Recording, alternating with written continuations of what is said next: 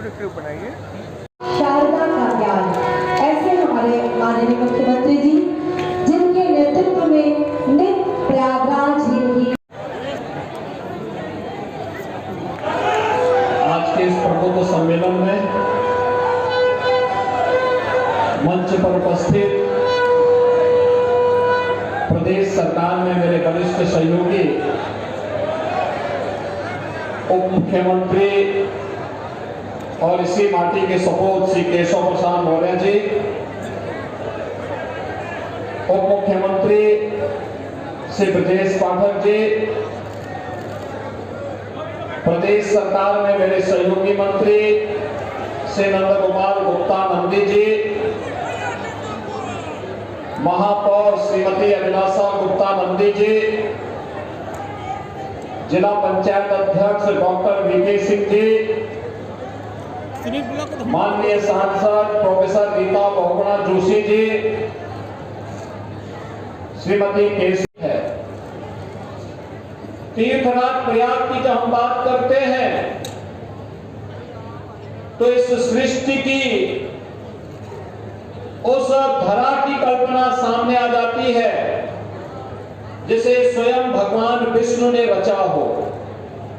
और आज भी द्वादश माधव तीर्थराज प्रयाग की शोभा बढ़ा करके इसे तीर्थों में एक महत्वपूर्ण स्थान दिलाते हैं। और जब कुंभ की बात आती है तो सबका ध्यान प्रयागराज की तरफ स्वतः ही जाता है। ये हमारा सौभाग्य है कि आदरणीय प्रधानमंत्री मोदी जी के नेतृत्व में, उनके मार्गदर्शन में अक्टूबर 2018 में प्रयागराज कुंभ के ठीक पहले प्रयागराज को उसका पुरातन नाम, पौराणिक नाम प्रदान करने का गौरव हमें प्राप्त हुआ है। इसके लिए मैं अपने सभी सहयोगी मंत्रियों और यहाँ के जनप्रतिनिधियों का हृदय से अभिनंदन करते हुए प्रयागराज के आप सभी प्रबुद्ध जनों का मैं हृदय से आभार व्यक्त करता हूं कि विगत विधानसभा चुनाव में आपने प्रयागराज से भारतीय जनता पार्टी को अपना जो समर्थन दिया, आशीर्वाद दिया, आज उसके परिणाम स्वरूप डबल इंजन की सरकार प्रदेश के अंदर फिर से कार्य कर रही है। और आज उसी का परिणाम है कि 1295 करोड़ रुपए की इन परियोजनाओं की सौगात लेकर के आज ये मंच फिर से प्रयागराज के पास आया है कि त्वदीयं मुस्तु गोविंदा तुभ्यमेव समर्पये।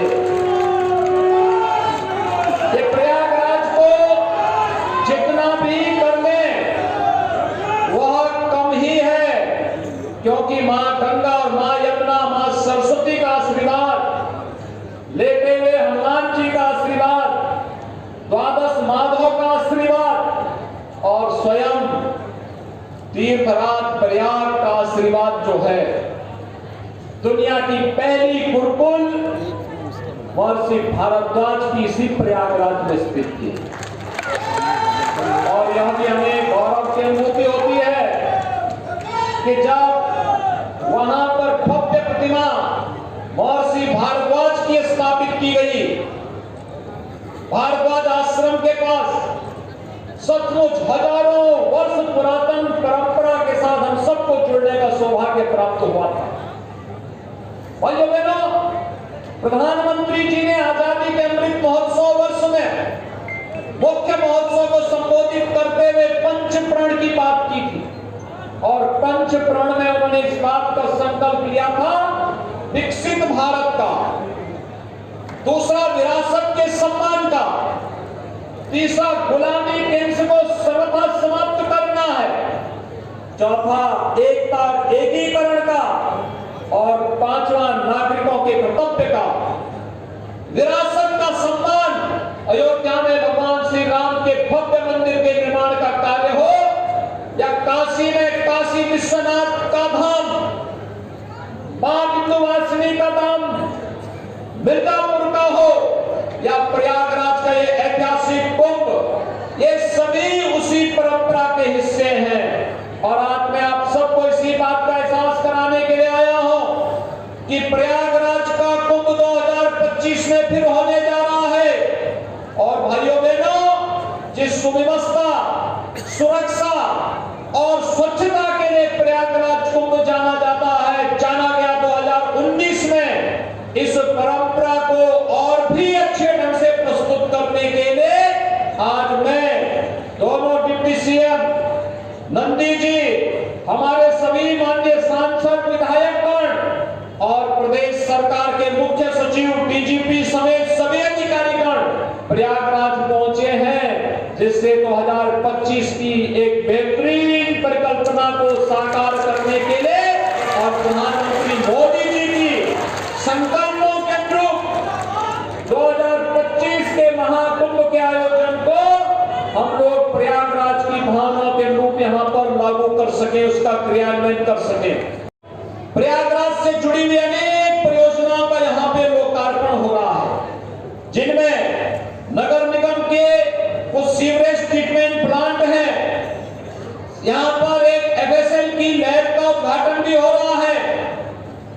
यहाँ पे राजकीय इंटर कॉलेज, आईटीआई और तमाम अन्य स्वास्थ्य से संबंधित, पशु चिकित्सा से संबंधित, नगर विकास से संबंधित, समाज कल्याण से संबंधित, सैनिक कल्याण से संबंधित, स्पोर्ट्स से संबंधित और अन्य बुनियादी सुविधाओं से संबंधित विकास की परियोजनाओं के लोकार्पण के साथ ही पेयजल की स्कीम के भी लोकार्पण और शिलान्यास के कार्यक्रम को भी आज यहाँ पर एक साथ 1295 करोड़ रुपए की लागत की इन परियोजनाओं को आज हम सब यहाँ पर शिलान्यास और लोकार्पण के साथ जोड़ रहे हैं। भाइयों बहनों, स्मार्ट सिटी मिशन के अंतर्गत 2019 में बना प्रयागराज का ICCC integrated command and control centre Prayagraj Kumbh को सुरक्षित और सुव्यवस्थित ढंग से संपन्न करने में महती भूमिका का निर्वहन किया था। स्मार्ट सिटी मिशन के अंतर्गत अनेक कार्यक्रम प्रयागराज के अंदर संपन्न हुए हैं और उन्हें संपन्न कराया जा रहा है। जैसे ग्रामीण क्षेत्र में हर घर नल की योजना जल जीवन मिशन के अंतर्गत पूरी हो रही है, ऐसे ही भाइयों बहनों हम लोग अमृत योजना के अंतर्गत शहरी क्षेत्र में जो लोग बचे हुए परिवार हैं, उन लोगों को भी शुद्ध पेयजल के साथ जोड़ने का कार्य कर रहे हैं।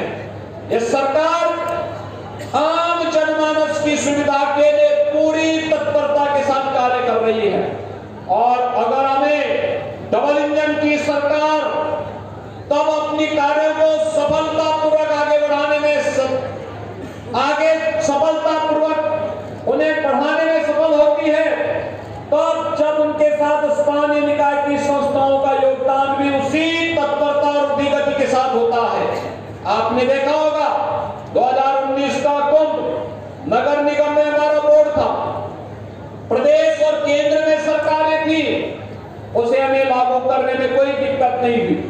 और इसलिए भाइयों बहनों, आज आपने देखा होगा जब से भारतीय जनता पार्टी की डबल इंजन की सरकार आई, हर गरीब को आवास की सुविधा, हर गरीब को शौचालय की सुविधा, हर गरीब को विद्युत कनेक्शन की सुविधा, हर गरीब को उज्ज्वला योजना की सुविधा, हर स्ट्रीट वेंडर को पीएम स्वनिधि योजना के अंतर्गत जोड़ने में सफलता प्राप्त हुई। तो साथ साथ भाइयों बहनों, आपने देखा होगा कि तमाम योजनाओं को तक पहुंचाने में भी जहां मदद मिली, ईज ऑफ लिविंग के लक्ष्य को प्राप्त करने में सफलता प्राप्त हुई। आज प्रयागराज न केवल 2019 में संवरा है, बल्कि 2025 के लिए एक नए प्रयागराज की इस परिकल्पना को कैसे साकार किया जा सके, जिसमें भव्य और दिव्य कुंभ के आयोजन को हम लोग लागू कर सकें। आज उसी के लिए हम सब यहाँ पर उपस्थित हुए हैं। आशीर्वाद सदैव डबल इंजन सरकार के साथ रहा है और आपके द्वारा दिए जाने वाले प्रत्येक सुझाव का सरकार स्वागत करेगी। सरकार ने जहां अपने युवाओं के लिए रोजगार, उनके स्वावलंबन के लिए कार्यक्रम को ईमानदारी के साथ आगे बढ़ाया है, विकास में बैरियर बनने वाले तत्वों के खिलाफ सरकार जीरो टॉलरेंस की नीति के तहत कार्य करेगी। वह कार्य आज प्रयागराज में आपको देखने को मिल रहा है। आपने देखा होगा जो माफिया पहले प्रयागराज को कैद करके बंधक बना करके यहाँ की विकास की परियोजनाओं में बैरियर बनते थे, आज वे माफिया किस कदर करा रहे हैं।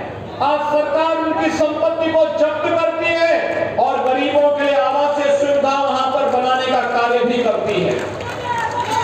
तेजी के साथ सरकार का यह अभियान आगे बढ़ा है। हमने तय किया है कि कोई भी माफिया अगर कहीं पे उसने किसी गरीब की, किसी व्यापारी की, किसी आम नागरिक की संपत्ति पर, सार्वजनिक संपत्ति पर कब्जा किया है तो संपत्ति को न केवल खाली कराएंगे बल्कि उस माफिया की अर्जित की गई संपत्ति को जब्त करके वहां पर गरीबों के लिए, अधिवक्ताओं के लिए, शिक्षकों के लिए, चिकित्सकों के लिए आवासीय सुविधा का निर्माण भी करेंगे और महिला संरक्षण गृह का निर्माण करके उस संपत्ति को फिर से सरकार अधिग्रहण करने का कार्य भी करेगी। और उसी का एक उदाहरण प्रयागराज ने प्रस्तुत किया है। आने वाले समय में सरकार का एक कार्यक्रम भी चलेगा मिशन रोजगार के अंतर्गत प्रयागराज में तो संवारने के इस पवित्र कार्यक्रम के साथ जुड़े रहते हैं। अभ्युदय योजना सरकार की उसी परिकल्पना को साकार करने के लिए आपके लिए तैयार की गई है। मुझे याद है जब लॉकडाउन लगा था कोरोना कालखंड में, मुझे उस समय लगभग 15,000 युवाओं को प्रयागराज से उनके घरों तक पहुंचाने की व्यवस्था करनी पड़ी थी। और तब हम लोगों ने कहा था कि प्रयागराज के नौजवान हो या उत्तर प्रदेश का कोई भी नौजवान, उनके लिए, उनके कैरियर काउंसलिंग के लिए सरकार एक अच्छी सुविधा देगी।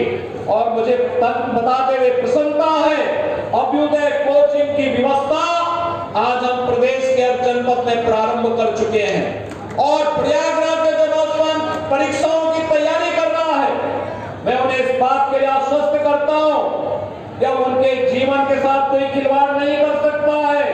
अगर किसी ऐसे गिरोह और माफिया ने उनके भविष्य के साथ खिलवाड़ करने का दुस्साहस किया तो फिर सरकार की कार्रवाई उसके बाद किस रूप में प्रारंभ होती है या किसी से छुपा हुआ नहीं है। इसलिए भाइयों बहनों, आप सब डबल इंजन सरकार के इस अभियान के साथ जुड़कर के कार्य कर सके, इस विश्वास के साथ आज यहाँ पर मैं उपस्थित सभी प्रबुद्ध जनों का हृदय से अभिनंदन करता हूँ। 1295 करोड़ रुपए की इन परियोजनाओं के लिए प्रयागराज वासियों को हृदय से बधाई देते हुए अपने सभी माननीय जनप्रतिनिधियों का अभिनंदन करता हूँ, जिनके प्रयास से प्रयागराज की योजनाएं आज जमीनी धरातल पर उतर रही हैं। एक बार फिर से आप सभी को हृदय से बधाई और अपनी शुभकामनाएं देते हुए अपनी वाणी को विराम देता हूँ। धन्यवाद। जय हिंद, जय जय श्री राम। मेरे घर में 3 लोग हैं, एक बेटी एक बेटा, हम, और घर हम ही चलाते हैं, घर में काम करते हैं। और ये प्रधानमंत्री आवास योजना की तरफ से मुझे मतलब ये मकान बनाने का मौका मिला है। मेरे पति नहीं हैं। हाँ, क्या काम करते हैं? घर में खाना बनाते हैं। तो कैसा लग रहा है सरकार की तरफ से मदद? अच्छा लग रहा है। ये सरकार को हम धन्यवाद देना चाहेंगे, इनकी वजह से मेरा घर मतलब बन गया, जो भी मुझे लाभ मिला मतलब बन जाएगा। बन गया है सर। किस योजना के तहत मिला है लाभ? ये प्रधानमंत्री आवास योजना की तरफ से। कहाँ रहते हैं? तेलियरगंज पीताम्बर नगर। क्या नाम है आपका? आरती देवी। हमारे विभाग के 2 कार्यक्रम हैं। एक पीएम स्वनिधि योजना, जिसके अंतर्गत 5 लाभार्थी वेंडर्स जो पथ विक्रेता भाई बहन हैं उनको यहाँ पे आमंत्रित किया गया है, जिसमें से 2 को 50,000 और 3 को 20,000 का चेक प्रदान किया जाएगा, सांकेतिक चेक। और इसके अलावा हमारा दूसरा एक योजना है प्रधानमंत्री आवास योजना शहरी, उसके अंतर्गत 10 लाभार्थियों को बुलाया गया है, जिनके अंतिम किश्त 50,000 का उनके चाबी वितरण उनको मिल चुका है, उनका आवास पूर्ण हो चुका है, इसलिए उनको चाबी सांकेतिक रूप से चाबी वितरण कार्यक्रम होगा आज यहाँ पे। क्या कहिएगा, सरकार की तरफ से जो लाभ जिनको मिला वो कैसा महसूस कर रहे हैं, क्या? नहीं, हमारे लाभार्थी तो जानते ही हैं कि वो अंतिम छोर के लाभार्थी हैं और बहुत ही खुश हैं। बहुत सारे लाभार्थी जिनको कि कभी जिनके पास अपनी छत नहीं थी, टिन का घर था और छप्पर था, वो बहुत अच्छा महसूस कर रहे हैं आवास पाके। और इसके अतिरिक्त पीएम स्वनिधि योजना के से जब पुलिस अधिकारियों की ड्यूटी सबसे पीछे जहां से एंट्रेंस हो रहा है उनसे उनके भी वहां पर लगी हुई है। में काफी लाभ पहुंचा। ये लोग कृपया नोट कर लें कि जब मेरा नाम कार्यक्रम यहाँ स्टेज पर चालू हो जाएगा